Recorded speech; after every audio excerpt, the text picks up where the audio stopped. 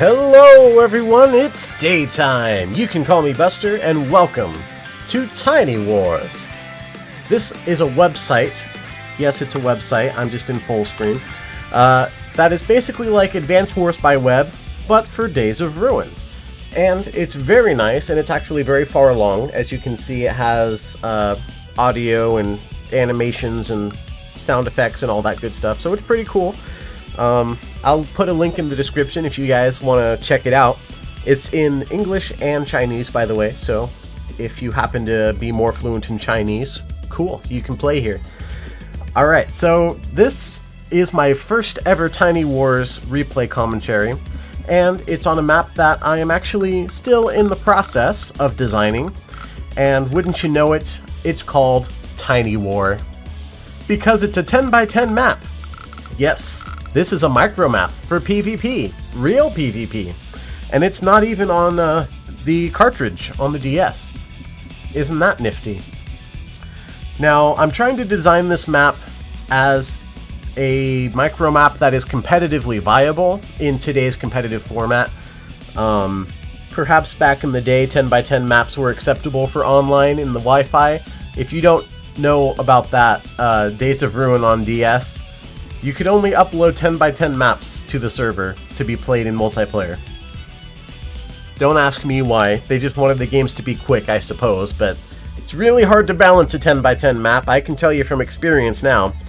And this is actually not the most up-to-date version of this particular map, it's pretty old, but there's a particular reason why I wanted to show you this replay commentary in particular as my first one. So this is a test game of this map, not like an official ranking match or anything. This map is not officially accepted yet into the map pool. I'm hoping to get it in there, but without further ado, let's get started. So I am playing the green army here, and I'm playing as Gage, which is an indirect specialist, and my opponent is Abreu, or Abreu.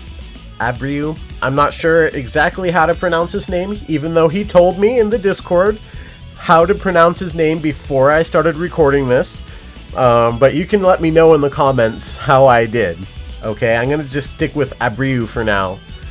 Anyway, he is playing the blue units, and of course they start with the first turn advantage infantry, and he is playing as Lin.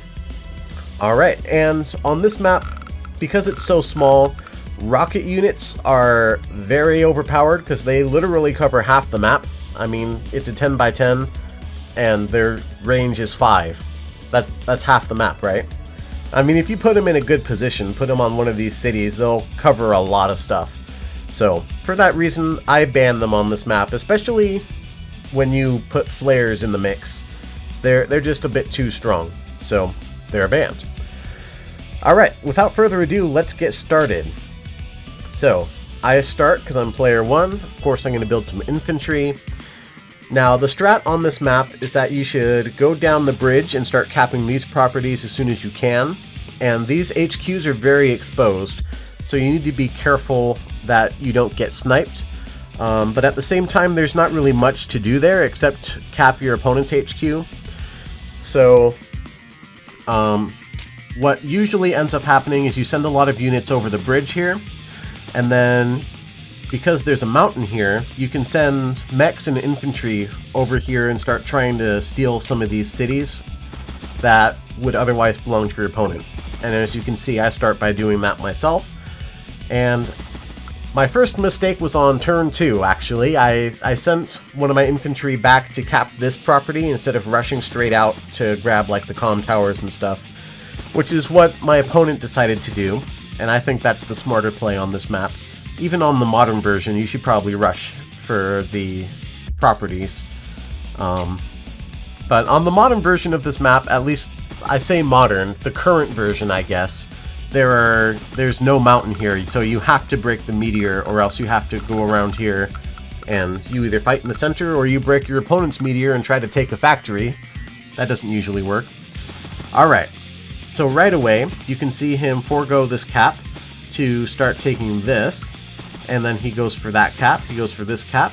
So he's trying to really get his economy going, and there are tons of infantry. And you can see here I build a mech, because I want to send that over the mountains, start shooting the meteor a little bit, and start harassing his infantry and anything else he might send up to the northern front. And meanwhile, we're both kind of sniping each other's cities down the bottom where it's nice and safe to do so. And I build some more mechs. Mechs are very good on these micro maps. Now, pay close attention to this infantry right here. It's gonna do it. It's gonna do it, I swear. Destroying my infantry. Yeah, there it is. He loads his CO into the infantry.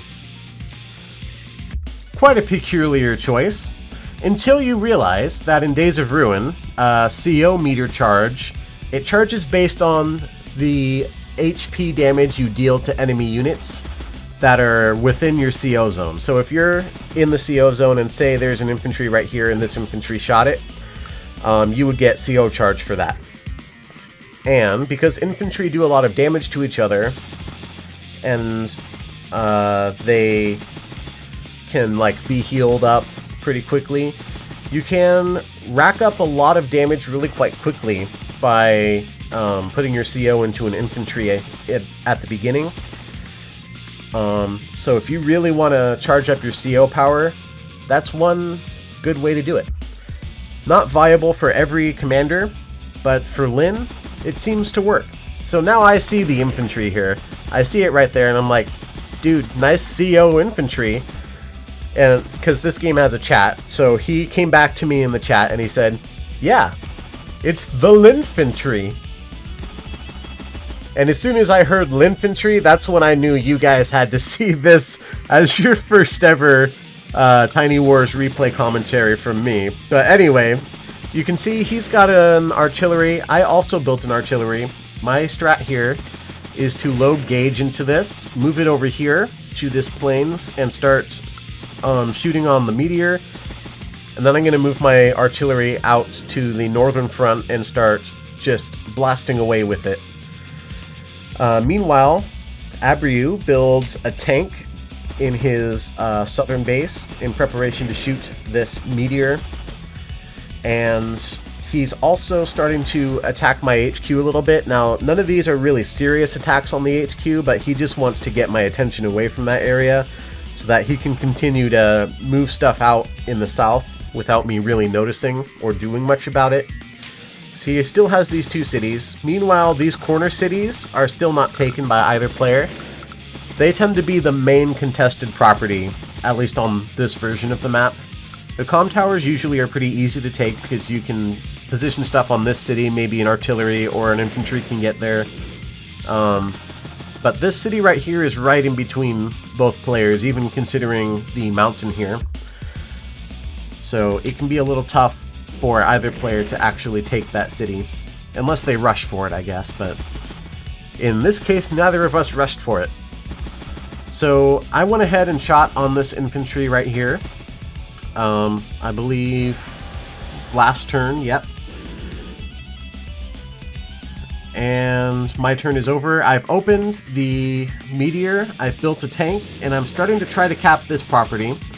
I also built an early recon because I know there's a lot of infantry and foot soldiers down here that I can do well against.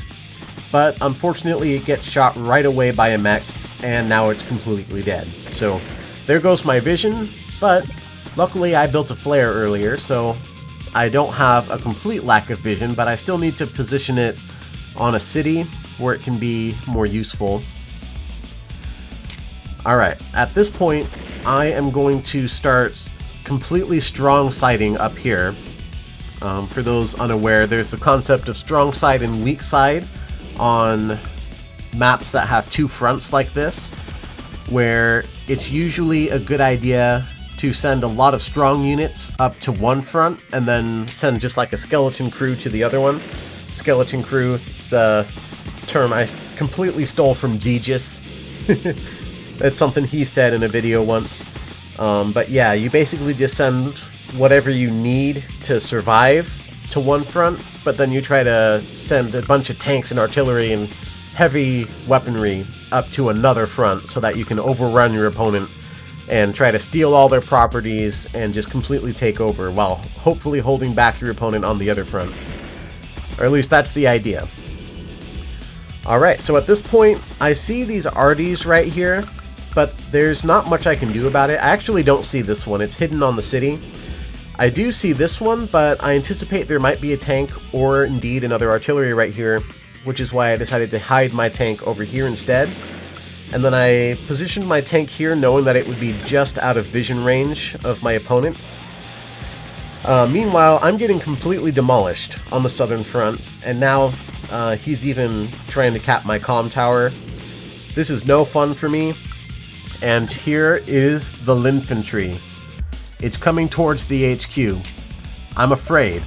He has full CO charge at this point. So I started deciding, okay, I need something like a tank down here so I can deal with all this malarkey going on down here. So I build that tank. I have to bring this infantry away from my HQ to interrupt this cap.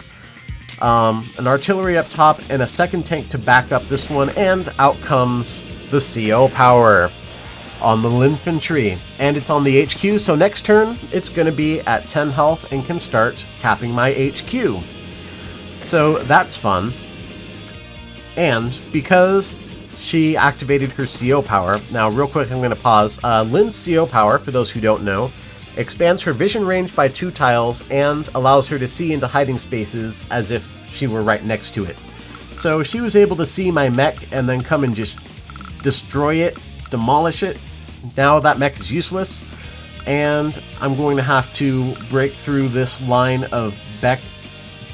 Wow, bike and mech is what I was trying to say, but I combined them, and now these two units are now one. They are now the Beck. This is the Beck, ladies and gentlemen. It's a guy on a bike with a bazooka. Yeah, it's a very smart unit. Let's add that to the game. How would its movement cost be? Would it move at like 1 square per turn, but have tire B? Sounds terrible. Anyway, yeah, I'm gonna have to break through this, and then there's an artillery here. So this is already a terrible position. They've blocked me off right here. Like, this is pretty much a lost cause at this point. It's gonna take me a long time to break through this, if I even can ever. So my only hope is to rely on my strong front up here, which I'm like, well, okay, I've shot these artillery. I don't think I see this tank, but I did see it go in there on my turn. So I'm probably going to try to spot it and then shoot it with the mech. And meanwhile, I have this artillery over here that can move over. So I still have a chance I can interrupt this cap, but I'm going to have to do something quick about the southern front or else I'm going to get overrun. So the opponent builds a medium tank on a map where you only get 1100 per turn. So yeah, I'd say he's winning. I moved this tank down here because I know I can't move anything down here. And I'm gonna need something to interrupt this cap with, because he's gonna start the cap next turn. And as you'll see, that's exactly what he does. I mean, why wouldn't he do that? However, oddly enough, he decides to cap with the 7 hit point infantry instead of the LINFANTRY. I don't know if that's because I placed my tank here, but meanwhile, as you can see, I'm getting shot by artillery left and right. I just lost a tank that was fresh at the start of this turn. This tank is down to 4. It's now practically useless. This artillery has nothing to fire on. Luckily, I have this tank here so I can interrupt this cap. So now my HQ is down to 13 capture points. Now, they could always choose to join with the LINFANTRY, or they could try to cap using this bike instead. But meanwhile, I'm thinking, okay, I need to move some tanks down here so that I can try to continue interrupting this cap from the north. And meanwhile, I just got to keep sending tanks or something down south. But I'm getting shot from every side. Now I'm down to 2 hit points, which is actually 14, as you can see down here. And I'm almost out of ammo. And now there's, like, this guy is completely trapped. There's no way he's not going to die next turn. And now, yeah.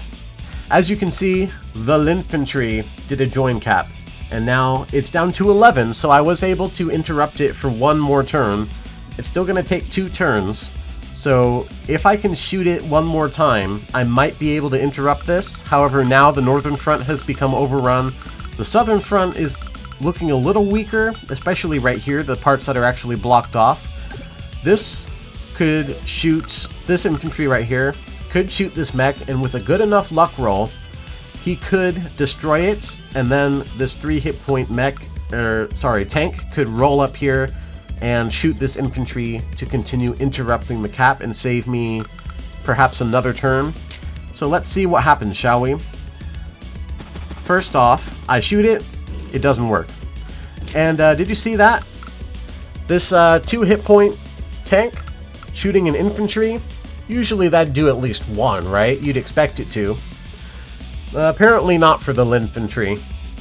The LINFANTRY is too strong, ladies and gentlemen. I mean, yeah, it is a veteran infantry with Lin's insane defense boost, with the defense boost of the HQ giving it an extra 40%, but still, I should have at least taken 1 hit point off of it, right? And at this point, Abreu, first he saw this and I said, darn, missed my luck roll. And then he said, that mech is a war hero. And certainly it is. It's even a veteran ranked mech. And then when I shot this and I said, okay, apparently 2 hit point tank cannot damage the LINFANTRY. And then this was the best part, which is when I actually decided I was going to show you this.